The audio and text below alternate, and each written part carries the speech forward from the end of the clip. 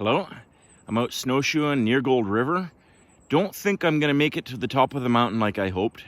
The snow's too soft and sinking up to my knees every single step, going way too slow. But it's great to get out and enjoy winter for a little bit.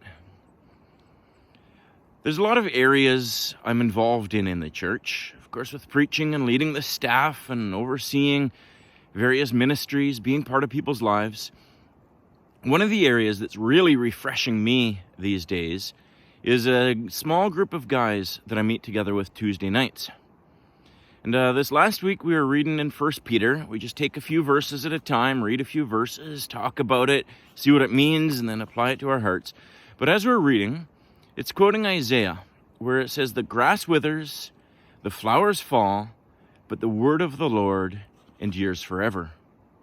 And it was interesting, as we read that, we almost gave a collective sigh of relief, going, this is good.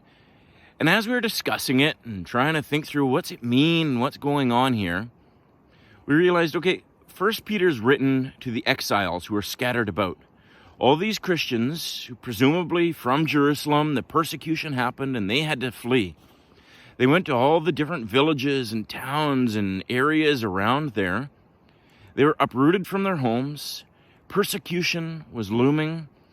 Of course, they had to get new homes, new jobs, new networks, new places to shop, new everything. And there was always the uncertainty.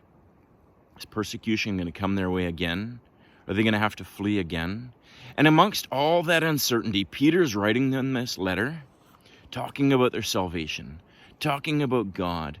And then when he says, the grass withers and the flowers fall, things in this world, they're unstable.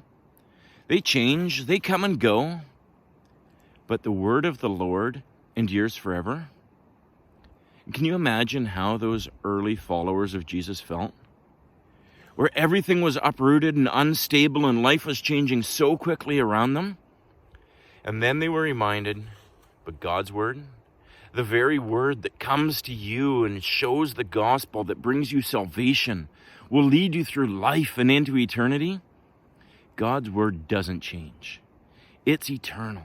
It's firm and it holds fast and it's stable. I think that's why we gave kind of our collective sigh of, this is restful. This is good. Because we're each going through the various things in our own lives, in our society, where we need to hear that message. So I thought I'd pass that along to you. Just encourage you that God's word stands firm. So rather than spending all your time and energy thinking about everything else, focus in on Jesus, the one who will be your foundation, who will be your stability, who will never leave you, who will never forsake you. Grow in your walk with him and enjoy that stability.